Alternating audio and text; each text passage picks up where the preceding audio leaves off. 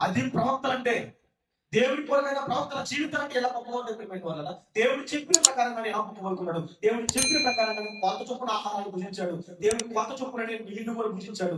వేల వేలకు తాగాడు ప్రేమైన వాళ్ళ గొప్ప జీవితం వల్ల. మనుషులలో చాలా అసహ్యంగా చూస్తారు. ప్రభువా మనుషులతో కాల్చుకోవడం ఏంటండి, ఇది నాకు వద్దు ప్రభువా అని ప్రార్థన చేస్తే దేవుడు ఒక చిన్న విషయం మార్చాడు తప్ప ఏం దగ్గర ఏం కోరుకోలేదు. ఐదో సరే ఇది ఇంతతో ముగిసిపోయింది అనుకుంటే అంతలో ముగిపోవాలి ఆయన జీవితం. ఐదో ఒక రోజు చూడండి మాకు అయిపోయింది, ఓకే పక్కన పెట్టేసి. ఇప్పుడు నువ్వేం చేయి, ఒక మంగళగత్తి తీసుకో.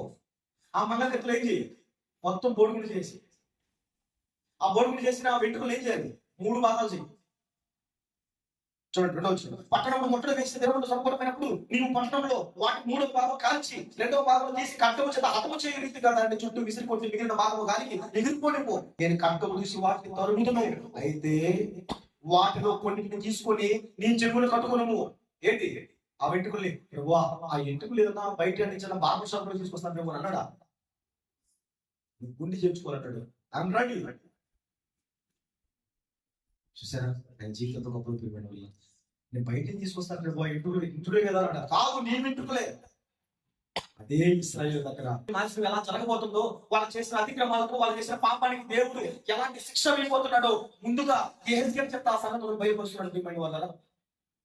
మనుషులు మనంతో కాల్చుకుని తినాలి, ఈ అమ్మ తినాలి, ఈ పక్క పరించాలి, ఈ పక్క పడుకోవాలి, ఈ పక్క పడుకోవాలి, ఇన్ని సంవత్సరాలు 390 రోజుల పాటు వీటిని చెయ్యాలి అని చెబితే ఎందుకు ఇశ్రాయేలుకి అర్థం కావడానికి సూచనగా పెట్టండి.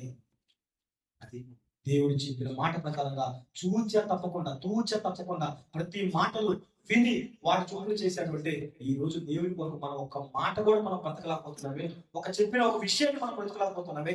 ఎందుకంటే మనం బ్రతుకు చెప్పండి, ఎవరి కోసం బతుకుతున్నాం మనం, ఎందుకోసం బతుకుతున్నాం మనం? మన బిడ్డ కోసం బతుకుతున్నామా? ఎంతకాలం బతుకున్నాం బిడ్డ కోసం? కొంతకాలమే కదా. నీ భర్త కోసం బతుకుతున్నావా? నీ భార్య కోసం బతుకుతున్నావు ఎన్నాళ్ళు? కట్టుబడిన జీవితాలు కొన్ని సంవత్సరాలు కదా, తర్వాత నీ అంతం. దేవుడు యెహెజ్కేలు చేత ఆనాడు ఏమో రాయించాడు, ఈ రోజు కూడా మన చేత మార్పు పొందడానికి ఎన్నో విషయాలు చేస్తుంటాడు ప్రేమైన వల్ల. అయినా కూడా మన జీవితంలో మార్పు పొందడానికి దేవుడు ఏం చేస్తాడు? శిక్ష తప్ప ఏం చేయలేదు.